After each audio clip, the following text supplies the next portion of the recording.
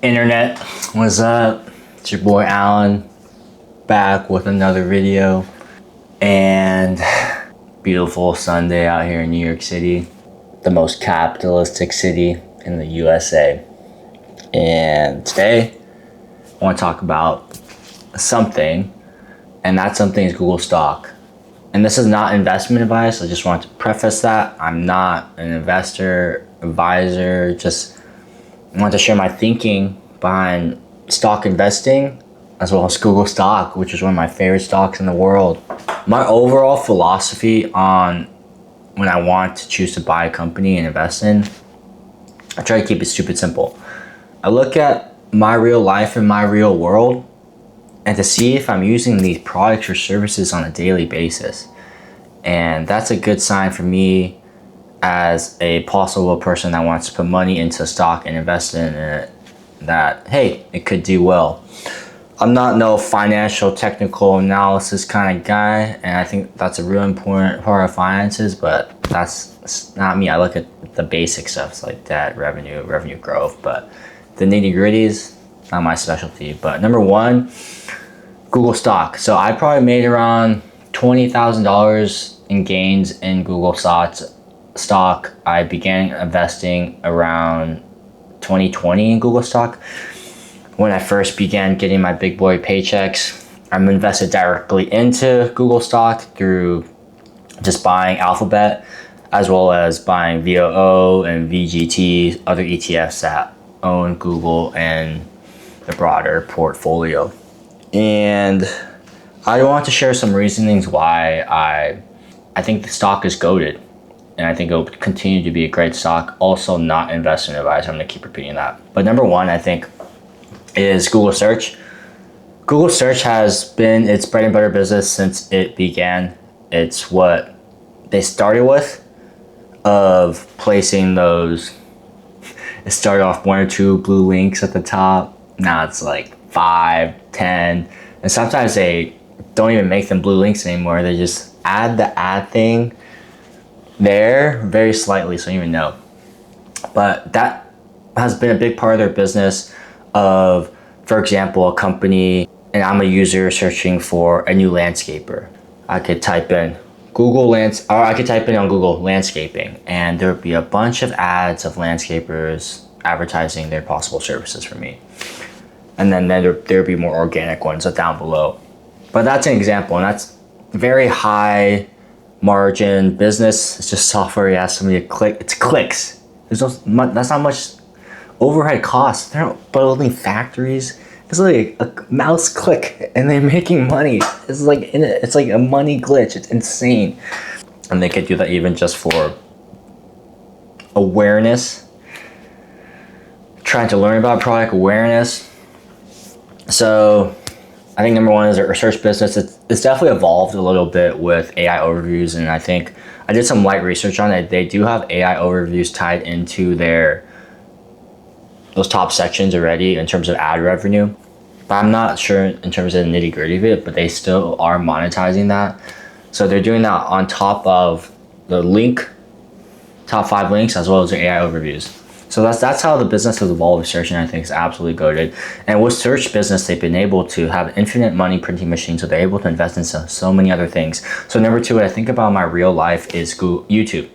You're watching this YouTube video, it's on YouTube, Google owns YouTube, and I'm absolutely addicted to YouTube. I love watching YouTube. I love watching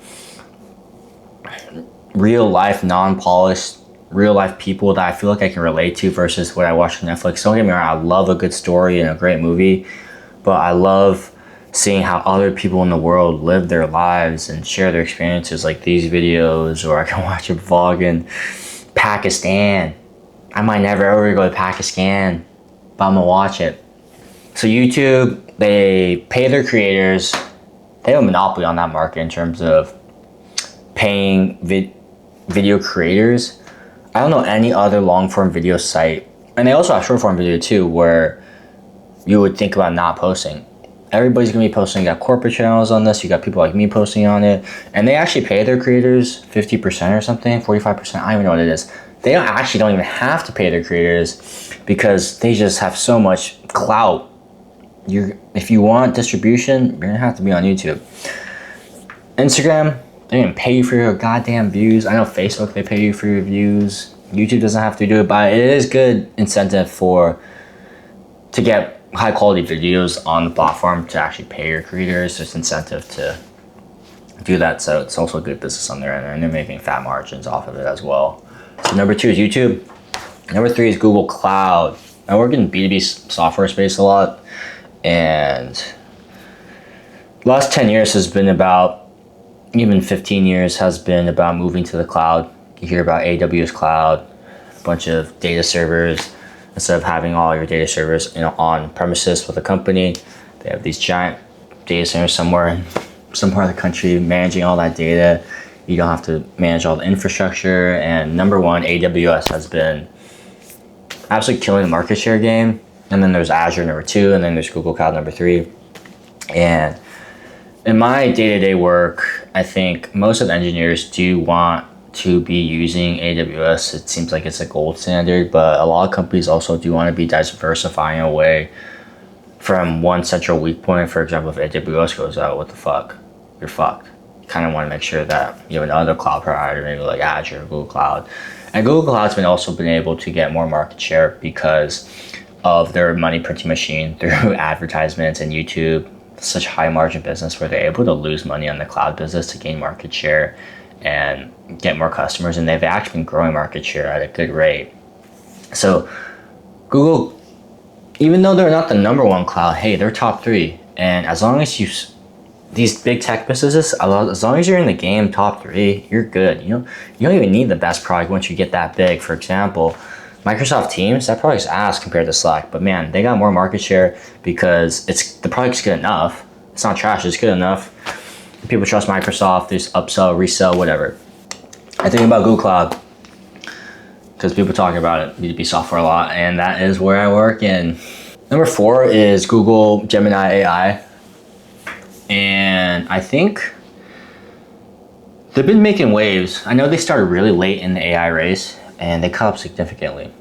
I think it's always up and down in terms of the latest releases, what model is better, but when you think about the top 3 models in the world, you're always going to be thinking about OpenAI, Anthropic, and Google. And, I use Gemini every once in a while, and sometimes it's good. I think Nano Banana, like creating images, is pretty good.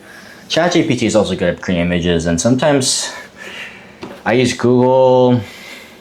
I used to use it more, but I don't really like it. I don't think it's that good at a lot of certain tasks, but the thing is, it's good enough. And that's the thing. If you're already using a bunch of Google products, it's already integrated with its products, I could use ChatGPT. It's gonna be good. Or I could use Gemini. The thing is, all these LLMs, I don't feel like any of them are significantly 100x better than another. They might be 10, 20% better, but is that enough for me to only use one certain model? I can understand if you're just a casual AI user and Gemini, you trust Google, you just go with Google, it's good enough.